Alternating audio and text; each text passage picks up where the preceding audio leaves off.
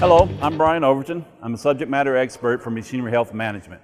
I'd like to take some time to talk to you about PeakVue and PeakVue Plus.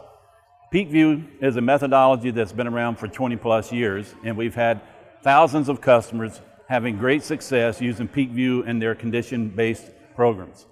We've taken that a step further and created PeakVue Plus to make it even easier for anyone to be able to tell when there is a lubrication or a bearing defect in a roller element bearing.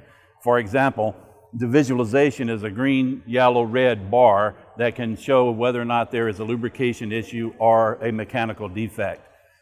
PeakVue Plus has been embedded into products like the wireless vibration monitor and makes that tool even that much better so that, again, you can have those early detections whenever there's an issue developing. So for more information about PeakVue or PeakVue Plus, contact us at Emerson.com.